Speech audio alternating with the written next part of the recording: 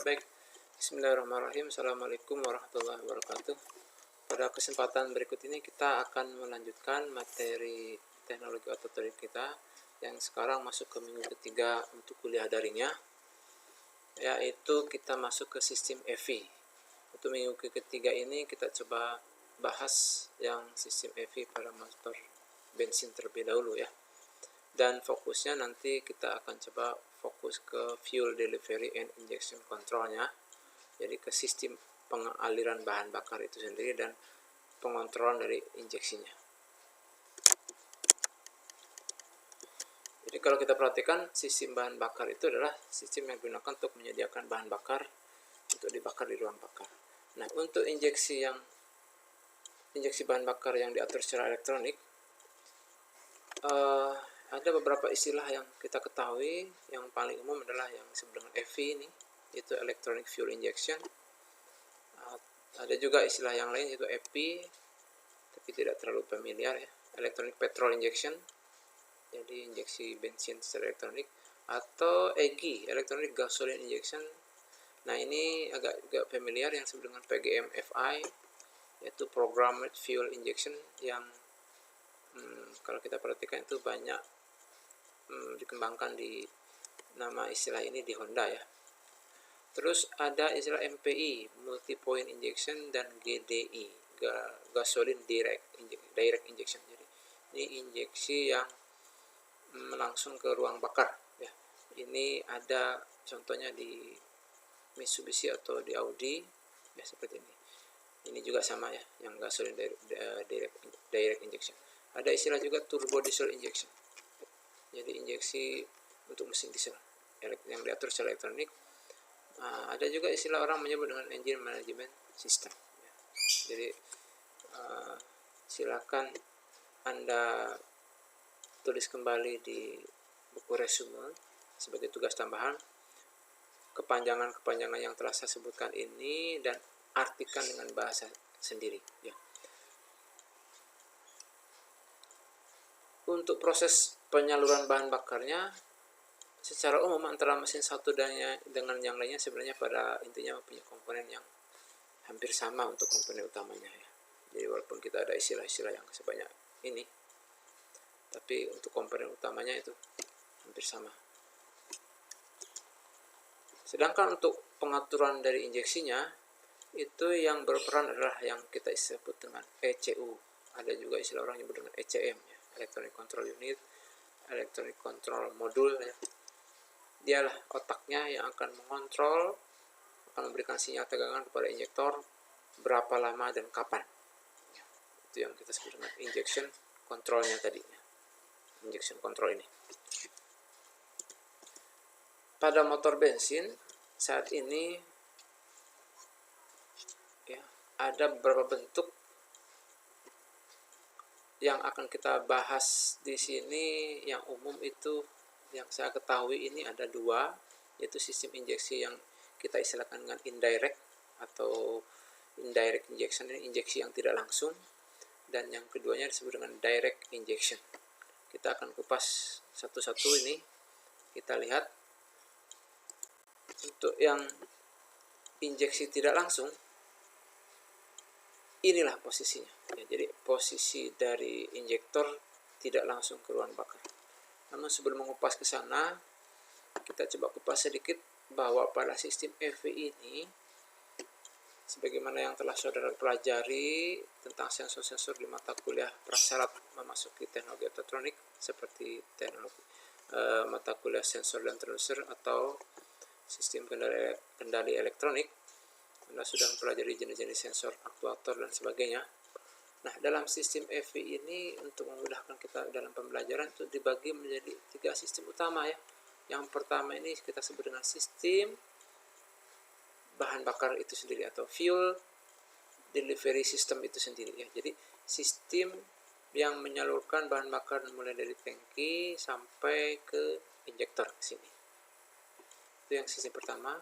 Yang kedua adalah air induction system atau sistem induksi udaranya. Jadi sistem yang memberikan aliran udara mulai dari saringan air filter atau saringan udara ini sampai masuk ke intake manifold ya. Di sini ada throttle body, terus ini ada intake manifold, terus masuk sampai ke intake manifold dan nanti masuk lewat katup masuk atau intake valve. Dan sistem yang ketiga adalah yang kita sebut dengan sistem kontrol elektronik, yaitu seluruh komponen-komponen input berupa sensor ya, sensor banyak ya, sudah dipelajari di mata kuliah sebelumnya, yang akan memberikan masukan intelnya, dia masukkan ke ECU, dan nanti ECU akan memerintahkan kepada aktuator. Kalau dalam sistem EV ini contohnya di sini adalah ya pompa dan injektor itu sendiri.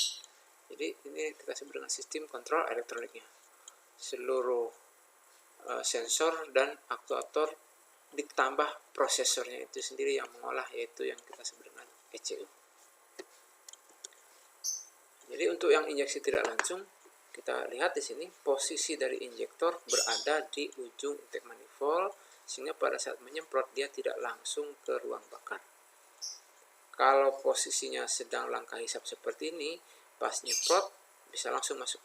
Tapi kalau posisinya nanti misalkan lagi akhir buang atau langkah lainnya, maka posisi intake manifold lagi tertutup, sehingga bahan bakar standby dulu di sini.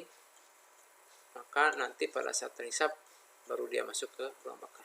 Itu yang kita istilahkan injeksi tidak langsung.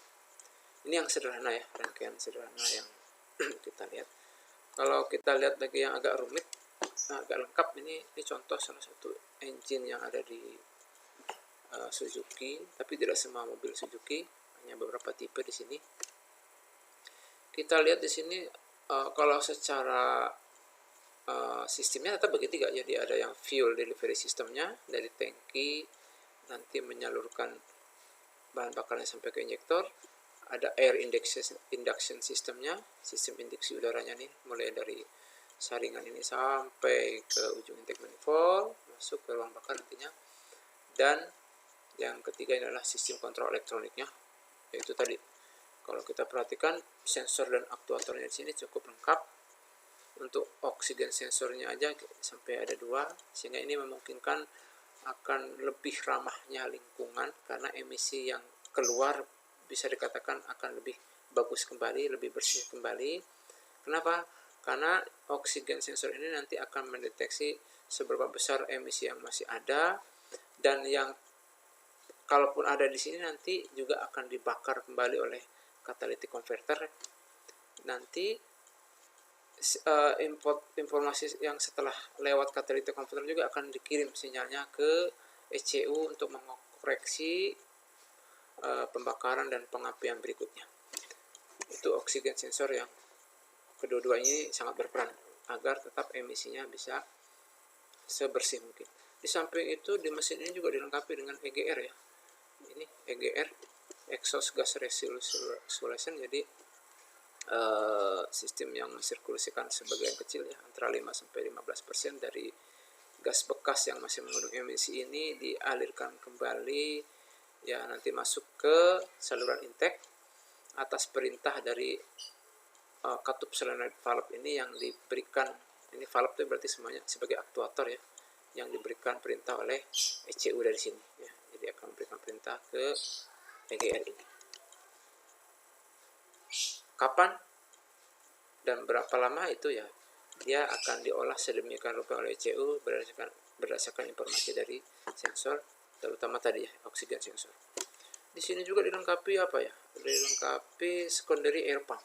Jadi memasok udara, bekerja sama juga nanti yang dari sini ya. Kalau kita perhatikan dari intake sini memasok, jadi bersama-sama nanti lewat valve ini juga diatur solenoidnya oleh ECU kapan harus terbuka. Nanti dia akan memberikan udara bersih ke sini, yaitu tadi agar ikut, kalau memang masih ada emisi di sini yang yang ada kandungan emisinya, dia akan ikut dibakar, diberikan udara bersih agar ikut terbakar nanti di sini, karena ini suhunya masih panas, sehingga diharapkan memang lebih bersih terus yang akan keluar dari emisi. Di samping itu juga dia akan bantu agar kerja dari katalitik lebih efisien. Ini cukup bagus, ini cukup lengkap di sini. Di sini juga kalau kita lihat ada carb coil canister. Ini kalau kita perhatikan uap-uap yang dari bensin ini kan bisa menguap ya, maka uapnya ini juga akan ditampung sehingga akan terpisah nanti dengan air, dan uapnya nanti akan lewat solenoid yang diatur oleh ECU akan dimasukkan uap bahan bakar ini ke intake manifold, sehingga praktis tidak dibuang ke lingkungan, tidak merusak lingkungan emisinya, dia akan disalurkan kembali ke intake manifold ini untuk dibakar. Oke, ini contoh dari rangkaian sistem EV yang sensor dan aktuatornya lebih lengkap ya. Kita kembali ke ini yang sistem injeksi tidak langsung. Tadi intinya nih, fokusnya adalah injektornya berada di sebelum kartu masuk. Komponennya sebenarnya ini masih yang lama ya, masih yang lama tipenya. Ini kalau kita perhatikan itu, yaitu tadi ada tangki, ada pompa, ada pipanya. Nah, yang sekarang nggak ada lagi, ada cold start injector ya, injektor yang akan memberikan penginjeksian pada saat suhu dingin. Ada saringan, ada pressure regulator dan sebagainya ya. Kalau kita perhatikan, ini ada juga pulsation damper ya, pulsation damper. Dia akan meredam berbagai tekanan bahan bakar dalam saluran dengan menggunakan diaphragm ya. Nah, sekarang sudah tidak ada lagi. Kalau dengan adanya ini, dia akan membuat tekanan bahan bakar konstan ya. Nah, kalau ini pressure regulator dia akan fungsinya yaitu mengatur tekanan bahan bakar ke injektor sesuai dengan tekanan di manifold. Nanti kita kupas satu-satu. Tekanannya itu ternyata bisa bervariasi antara sekian sampai sekian tergantung posisi dari tekanan intake manifold, di mana tekanan intake manifold itu sendiri kan kita ketahui itu dipengaruhi oleh kevakuman yang ada di intake manifold sesuai dengan putaran mesin, putaran dan beban mesin ya. Baik, kita lanjut. Di sini ada delivery pipe atau pipa pembagi. Ini yang akan mendistribusikan secara merata ke setiap injektor. Jadi kalau ada 4 injektornya, dia akan dibagi oleh pipa pembagi ini. Dan yang saya katakan tadi, ini mesin tipe yang lama, ini masih dilengkapi dengan cold start injector ya, mempermudah hidup mesin saat suhu dingin. Sekarang tidak terdapat itu udah lagi untuk mesin yang sudah dilengkapi dengan starting injection control yang dikontrol oleh ECU. Ini masih tipe-tipe yang lama, yang sekarang berarti sudah tidak ada lagi. Baik, itu komponennya. Kalau kita lihat skemanya ya seperti ini untuk yang fuel delivery-nya atau sistem aliran bahan bakarnya. Berarti mulai dari tangki, ke pompa, ke pipa pembagi, ke saringan, ke damper. Di sini ada fuel airnya, pipa pembaginya. Ini pipa bahan bakar ini pipa bahan bakarnya, ini pipa pembaginya. Langsung ke injektor. Untuk yang mesin yang lama situ juga ada cold start injector ya. Dan bahan bakar akan diatur oleh pressure regulator ya, yang berlebih akan dikembalikan lagi ke pipa pengembali, terus kembali ke tangki. Sedang yang dari injektor nanti akan disemprotkan dan masuk ke silinder lewat injektor tadi.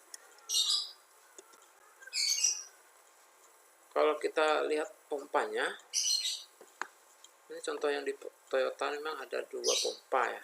Yang sekarang banyaknya itu yang jenis nomor 2, yaitu pompa yang langsung direndam dalam tangki ya. Ini desainnya langsung di dalam tangki, dan ini memang diharapkan itu pompa tangkinya harus terus, jangan sampai membuat tangki terlalu lama kosong, karena nanti bisa membuat Anda bisa menganalisa kembali di sini ya.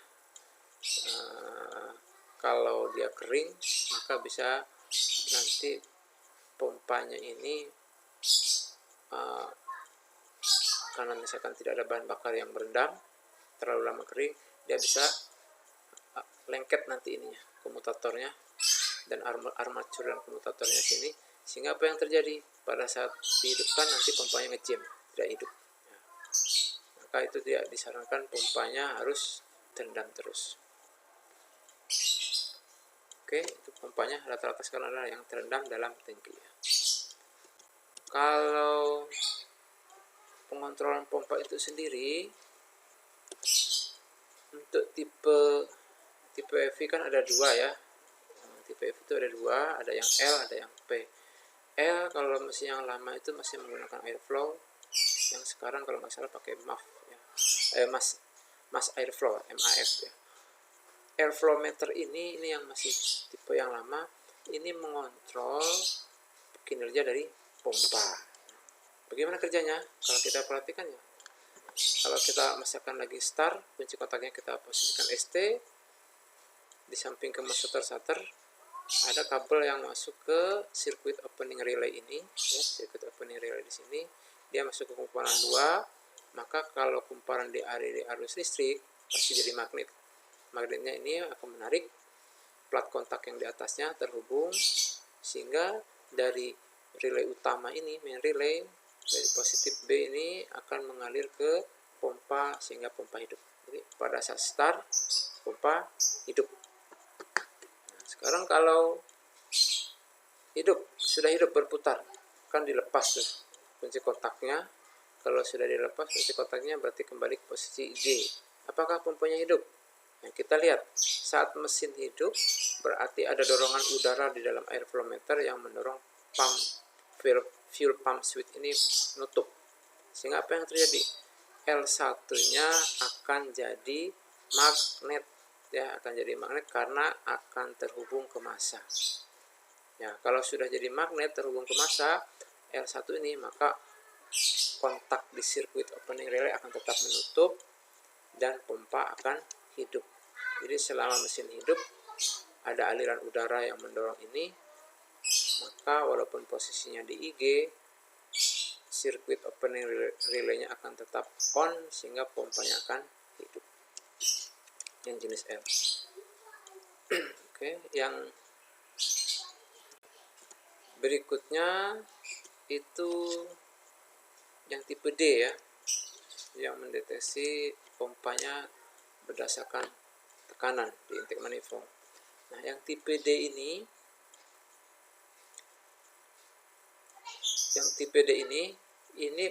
untuk mengaktifkannya sama kayak tadi. Kalau starter dari L2, L2-nya akan jadi magnet, maka sirkuit opening relay-nya akan terhubung pompa hidup. Nah, pada saat mesin hidup kan berputar tuh. Kalau udah berputar berarti terdeteksi ini ada sensor dari NE ini yang sudah kita pelajari kemarin dalam sistem pengapian. Ada NE sinyal ya, yang jenis pengapian tipe distributor ini. Maka sinyal NE ini akan masuk ke ECU, nanti akan mengaktifkan transistor ya, yang untuk sirkuit opening relay. Basisnya akan dikasih tegangan di sini, sehingga apa yang terjadi? Terhubung. Nanti kalau ini aktif transistor, maka L1 akan terhubung ke massa sehingga akan tetap jadi magnet saat mesin sudah hidup walaupun kunci kontak sudah kembali ke IG. Nah, tugas Anda yang berikutnya nih, tadi sudah ada tugas yang pertama. Kalau misalkan ini hidup seperti ini, posisi lagi hidup, ini mesin hidup, ini juga hidup, pompanya hidup, kunci kontak posisi IG, tiba-tiba misalkan mobilnya terperosok misalkan ke solokan. Nah, terperosok ke solokan itu supirnya mungkin panik dan sebagainya, mesinnya mati, tapi kunci kontak masih IG. Apakah pompa hidup atau mati? Silakan Anda analisa, nanti masukkan sebagai tugas berikutnya di resume ya, di tugas tambahan. Jadi tadi kan kalau IG itu akan mengaktifkan L1 walaupun kunci kontak posisi IG ya, L1 kalau ada deteksi putaran dari sinyal NE, karena transistor ini akan on.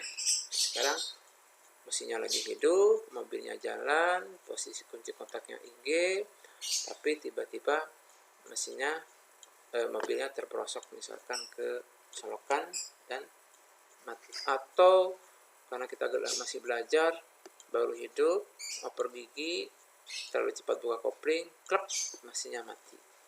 Nah, sedang kunci kontaknya masih on, belum kita off kan. Apakah pompanya masih hidup atau mati, silakan Anda analisa.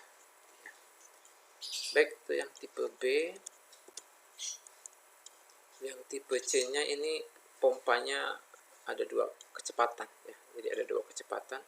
Kalau lagi start putaran tinggi, beban berat, maka transistor 1 off ya, ini off. Jadi ECU kalau jenis yang pakai D ini, tipe D ini, transistor satunya oleh ECU akan di off kan ya. Sehingga kalau di off kan seperti ini, yang ini on, tetap ya on, ini on, tapi yang ini off, maka untuk fuel pump controllernya akan off ini. Sehingga kalau off, tidak ada magnet, sehingga plat kontak akan terhubung ke A, pompa akan masuk langsung, aliran arus akan masuk dari A langsung ke pompa, sehingga pompa berputar cepat ya, lebih cepat putarannya, karena dibutuhkan suplai bahan bakar yang lebih banyak. Tapi kalau sudah normal, nggak perlu lagi pasokan bahan bakar yang banyak. Dari mana deteksinya? Yaitu dari normal tadi. Kalau kita perhatikan, ini kan putaran berarti dari NE, beban berat dari ini, KSPS ini, kalau starter dari STA ini. Itu kan deteksi masuk ke ECU. Nah, sekarang kalau sudah normal, kan ECU juga mendeteksi dalam kondisi normal. Apa yang terjadi? Ini akan di-on-kan ya, TR1 akan di-on-kan, sehingga apa? Arus yang masuk ke fuel pump controller ini akan juga karena paralel masuk ke kumparannya, terus ke sini masuk ke massa ya. Nah, apa yang terjadi? Jadi magnet, sehingga plat kontaknya akan terhubung ke B, pompa akan lewat masuk aliran arus akan masuk ke pompa lewat resistor, sehingga putaran pompa lebih lambat. Jadi ini pengaturan kecepatan pompa bahan bakar yang mempunyai 2 kecepatan. Sama kayak mengatur AC ya, AC kecepatan kipas bisa pakai tahanan seperti ini. Ini untuk pompa ya, tapi ini dikondisikan oleh ECU berdasarkan informasi dari kondisi mesin itu sendiri. Baik. Nah, untuk regulatornya, kalau kita lihat tadi kan dia bisa mengatur tekanan bahan bakar sesuai dengan kondisi intake manifold ya, tekanan di intake manifold. Kita perhatikan di sini ya, kita perhatikan. Jadi ini mengatur antara 36 sampai 41 PSI, bervariasinya seperti itu. Jadi kalau tekanan 36 dengan tekanan 41 itu kan beda tuh. Sama-sama dikasih tegangan ke injektor dengan detiknya yang sama, maka pasti jumlah bahan bakar akan berbeda yang implode karena tekanannya berbeda. Nah, kenapa itu perlu? Kita lihat pada saat kondisi misalkan idle ya, kondisi misalkan idle itu kan kevakumannya tinggi, kevakuman tinggi di intake manifold, maka bisa menghisap membran melawan pegasnya mengkerut. Sehingga apa yang terjadi? Kalau idle kan berarti belum terlalu banyak bahan bakar yang diperlukan, maka vakumnya ini akan membuat membran tertarik dan lubangnya di sini, bola-bolanya akan terbuka, sehingga sebagian dari bahan bakar akan dikembalikan ke tangki. Itu tadi tekanannya hanya 36 PSI. Tapi kalau sudah putarannya tinggi, kevakumannya sudah mulai mengecil, karena butuh pasokan bahan bakar yang banyak, maka tidak ada yang dikembalikan ke tangki. Tidak ada yang dikembalikan ke tangki. Di sini bahan bakar akan langsung dipakai ke injektor. Oke, itu fungsi dari pressure regulator. Jadi mengatur berdasarkan kevakuman dari intake manifold tadi.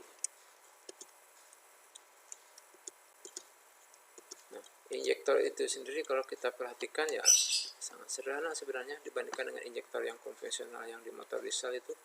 Di sini ada katup jarum atau needle.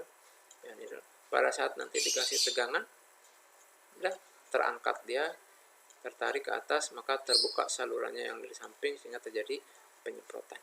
Ya, jadi kapan atau injection controlnya tadi, kapan dan berapa lama, itulah ECU ini yang akan memberikan sinyal tegangan ke injektor tersebut. Jadi lebih simpel mempelajari injektor yang untuk sistem injeksi elektronik ini dibandingkan injektor kalau kita pelajari yang motor diesel yang konvensional. Sedangkan kalau kita perhatikan rangkaian penggerak injektornya itu, ini kita lihat contoh yang ada di tipe-tipe engine yang ada di Toyota itu memang bervariasi. Ada tipe-tipe yang mengontrol sebelum masuk ke injektor itu dengan mengontrol tegangannya, ada yang tegangannya disebut dengan injektor tahanan rendah, tapi sama aja ya, karena tahanan rendah tapi di sini ada solenoid resistornya, sehingga kalau dijumlahkan jadi tinggi juga. Ini intinya mengatur tegangan, jadi pengaturan tegangannya dengan memvariasikan tahanan, ada yang rendah, ada yang tinggi begitu aja tanpa dilengkapi dengan solenoid. Ada juga yang diatur bukan tegangan tapi arus ya. Ini kalau kita perhatikan ini akan on off ini ya, jadi kalau dia on pertama arusnya masuk ke injektor nanti ke bawah ke sini. Di sini contohnya kan 8 ampere ya, besar. Nah, tapi kalau sudah nempel injektornya itu, solenoidnya itu menempel, bertahan di posisinya pada saat diaktifkan supaya tidak panas ya, maka arusnya ECU hanya memberikan arus yang kecil, hanya 2 ampere, sehingga solenoid atau coil injektornya tidak panas. Itu kalau istilahnya tipe dari pengontrolan arus itu sendiri ya. Baik, untuk bahan bakar itu sendiri juga ada juga yang diistilahkan menambah pasokan udara ke injektor ya, di sini di sistem EV yang tidak langsung ini. Ini contohnya untuk mesin 3FZ-FE yang di Toyota.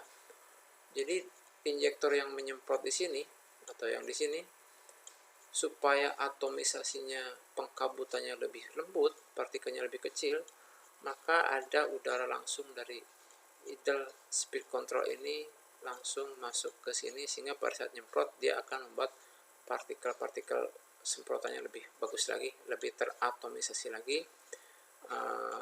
Kita sudah mempelajari di motor bensin bagaimana kerja dari karburator, bagaimana kerja dari venturi. Nah, nanti di situ juga ada air bleeder dan sebagainya. Kalau air bleeder terganggu, apa yang terjadi? Nah, itu Anda bisa mengkaji ulang di situ. Ini hampir sama ke sana arahnya agar proses atomisasinya lebih baik. Nah, karena ini tidak langsung, ternyata mesin-mesin contoh yang ada di Toyota ini jenis mesinnya ini, ada injeksinya yang simultan katanya. Ya, simultan di sini berarti bareng ya. Bareng. Jadi serempak. Jadi kalau ini ada silinder 4 silinder ini, jadi 1 3 4 2 langsung nyemprot bareng. Nyemprot. Loh, kenapa? Ya enggak masalah karena injeksinya tidak langsung. Jadi kalau yang tadi saya katakan tadi di awal, kalau dia masih langkah hisap pas tuh, nyemprot langsung masuk ke ruang bakar. Tapi kalau lagi kompresi ya terpending dulu, karena katup masih terbuka. Begitu juga dengan langkah usaha ataupun langkah buang. Dia standby dulu di ujung intake manifold, nanti pada saat langkah hisap terbuka. Nah, ada juga yang per grup ini. Kalau 4 silinder ini 22 ya, mesinnya ini. Tipenya ada tipe mesin ini yang ada di Toyota. Jadi langsung misalkan ini 13, 42 terus bareng nyemprotnya 22. Untuk yang 6 silinder 33 berarti ya. 6 silinder berarti 33 nih. Jadi 3 injektor langsung nyemprot gantian terus ya. Jadi sekali lagi ini tidak masalah karena sistem injeksinya tidak langsung. Nah, sedangkan yang terakhir itu adalah sistem injeksi yang sesuai FO. Ini contoh mesinnya. Jadi semuanya ada dilengkapi. Jadi silakan Anda boleh mempelajari kembali apa kelebihan dan keuntungan seperti ini yang simultan dengan yang independen atau yang per grup tadi. Kalau ini sesuai FO, berarti kalau lagi langkah hisap langsung nyemprot, langsung masuk ke ruang bakar. Langkah hisap langsung nyemprot dan seterusnya. Oke, itu pola-pola penyemprotan untuk injeksi yang tidak langsung. Kita satu lagi ini yang berikutnya adalah injeksi yang direct injection ya, yang injeksi langsung ya. Kita lihat, kalau kita lihat di sini pertamanya memang sistem ini dikembangkan tuh sulit ya, karena pengkabutan bahan bakar itu kurang sempurna, ya, jadi ini akan merembes ke oli ya, merembes ke ruang oli. Terus di samping itu pompa injeksi bensin mengalami kesulitan dalam pelumasan. Beda dengan solar ya, solar kekentalan bensin sangat rendah. Nah, itu yang awal, jadi injeksi langsung memang awalnya belum bisa dikembangkan. Tapi sekarang sudah bisa diterapkan ya, injeksi yang langsung. Kalau kita perhatikan, malah injeksi langsung ini bisa saving hampir 20% ya, 20% bahan bakar ya, injeksi yang langsung dibandingkan dengan yang silinder shut off ya. Ini ada juga mesin yang dilengkapi dengan, jadi kalau lagi kondisi normal, jalanan mendatar, kecepatan ekonomis, tidak perlu 4 silinder yang aktif, mungkin cuma 2 silinder supaya lebih hemat bahan bakar. Ini juga mampu men-saving bahan bakar, tapi memang lebih tinggi dengan yang direct petrol injection tersebut.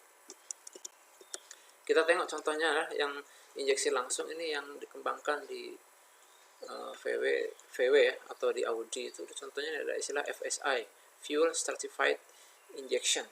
Jadi injeksinya berjenjang, dia memang injeksi langsung tapi tidak persis seperti motor diesel yang nyemprot di air kompresi. Dia akan bervariasi tergantung dari beban dan putaran. Nah, kalau kita perhatikan, pada saat putaran masih rendah ini, dia akan pas persis kayak kita pelajari mobil diesel konvensional menyemprot beberapa saat sebelum TMA ya, ini. Tapi seiring dengan naiknya RPM, nanti dia menyemprotnya tidak saat pas air kompresi, tapi masih di langkah buang. Nanti kita lihat satu-satu. Kalau mesin yang konvensional, lambda 1,6 mungkin sangat mustahil, mesin tidak akan hidup ya, karena sangat-sangat kurus. Kita tahu kalau lambda 1 itu kan ideal, misalkan 14,7 kg udara membakar satu bagian bensin, itu namanya 1. Kalau 0, berarti gemuk campurannya. Di karburator sudah kita pelajari di motor bensin ya. Nah, ternyata untuk yang injeksi langsung mampu sampai 1,6 sampai 3. Jadi sangat-sangat hemat karena sangat-sangat sedikit bahan bakar yang disemprotkan, sehingga tadi bisa disilakan bisa men-saving sampai 20% hematnya bahan bakar tersebut. Oke, kita lihat satu-satu. Untuk yang stratified ini ada yang istilahnya stratified charge mode stratified. Nanti ada peralihan ini antara mode ini ke mode homogen. Jadi homogen itu berarti mencampur lebih dahulu bahan bakar sebelum air kompresi, dia sudah bercampur dengan udara ya. Kita lihat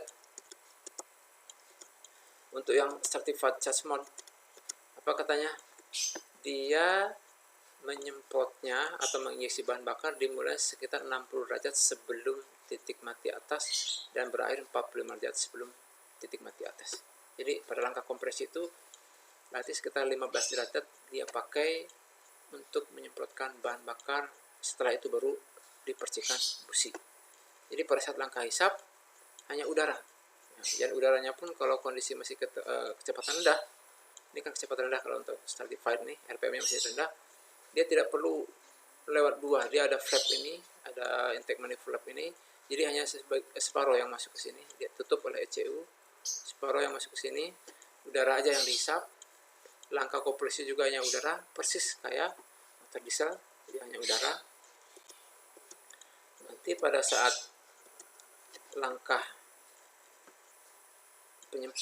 setelah kompresi kan tadi 60 derajat sebelum titik mati atas sampai 45 disemprotkan oleh injektor ke ruang bakar. Ini yang kita sebut dengan direct tadi ya. Jadi langsung nyemprot ke ruang bakar, baru disusul dengan percikan bunga api di busi ini, nah, baru terjadi pembakaran. Nah, itu yang kita sebut dengan injeksi langsung. Apa tadi? Tip jenis yang untuk yang tahap atau mode stratified. Jadi pada penyemprotannya di akhir langkah kompresi ini ya, di akhir langkah kompresi ini sudah menyemprot, nanti baru disusul percikan bunga api. Coba kita lihat videonya. Kalau kita perhatikan ya, kalau kita perhatikan di sini, kita percepat di sini ya. Kita perhatikan ini. Nah, ini kita lihat desainnya. Desain dari injeksi langsung ke ruang bakar ini. adalah penempatan injektor langsung ya ke ruang bakar, jadi disebut dengan direct injection. Posisinya persis kayak busi ya, masuk busi juga langsung ke ruang bakar seperti ini. Kita lihat desainnya juga sedemikian rupa. Untuk intake manifoldnya juga seperti kita lihat, intake manifoldnya di sini juga dibuat 2 jalur. Jadi kalau masih rendah nanti ini tertutup ya, yang separuh, karena udara belum terlalu banyak dibutuhkan. Maka tadi sampai lambda bisa sampai 1,6 tuh kan, tadi bisa sangat-sangat kurus ya. Tapi tetap mesin bisa hidup karena injeksinya langsung.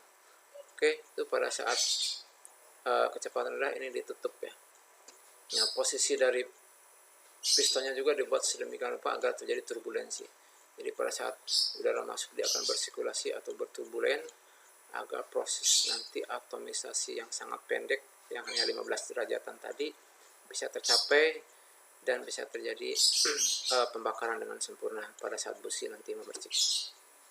Kita perhatikan kalau lagi langkah hisap, berarti hanya udara ini, hanya udara masuk ya, udara masuk. Oke. Nah, beberapa derajat sebelum TMA berakhir disemprotkan bahan bakar, baru busi. Nah, itu meledak. Ini yang kita sebut dengan stratified ya. Semprotkan busi. Jadi menyemprot dulu baru businya yang mercik ya. Jadi hisap udara murni, habis itu disemprot bahan bakar, baru busi ya. Itu yang kita istilahkan dengan stratified ya. Selanjutnya kita sebut dengan homogen ya, mode homogen. Homogen itu apa? Penginjeksiannya dimulai 300 derajat sebelum titik mati atas atau 120 derajat sebelum titik mati bawah pada selama langkah hisap. Jadi langkah hisap itu kan dari atas ke bawah itu kan 180 derajat. Ini baru sekitar 60 derajat ke bawah, artinya masih 120 derajat lagi. Langkah hisap sudah terjadi penyemprotan. Jadi seperti ini. Ini saat langkah hisap baru 120 derajat ke bawah, baru 60 derajat ke bawah, masih 120 derajat lagi ini ke bawah. Ini sudah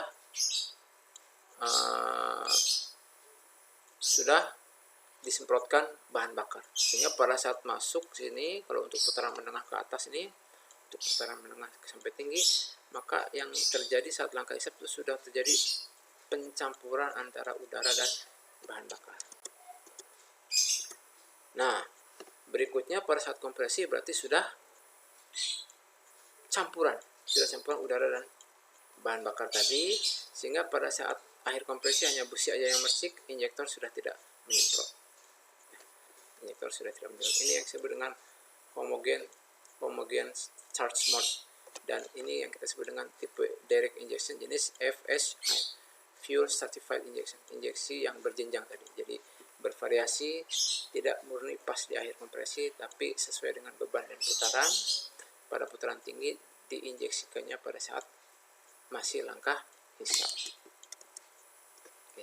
Kalau kita perhatikan ya, animasinya adalah seperti ini. Ini deh, sudah nyemprot, tinggal bakar, usaha, buang, hisap, langsung disemprot udaranya, bahan bakarnya, terus sudah bercampur, tinggal dibakar, dan seterusnya.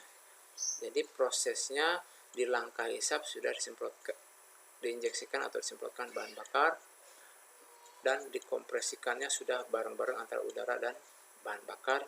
Busi memercikan di akhir kompresi. Ini yang kita sebut dengan homogeneous charge mode, ya, mode homogeneous. Baik, itu tipe injeksi langsung ya, sistem injeksi langsung tipe FSI ya. Oke, hari ini kita sudah mempelajari, untuk saat ini ya, mempelajari yang injeksi tidak langsung dan langsung pada motor bensin. Insyaallah pada pertemuan keempat kita akan coba sistem EV yang pada motor dieselnya. Demikian tadi, silakan Anda pelajari kembali contoh-contoh di internet, contoh-contoh mobil selain yang saya sebutkan FSI tadi, yang direct injection itu tipe apa aja. Coba Anda dengan daring ini Anda gali lagi informasi-informasi di internet dan lengkapi dengan foto-foto untuk ditempelkan di resume yang Anda buat sebelum dikumpul coding tersebut. Oke, demikian untuk pertemuan kali ini.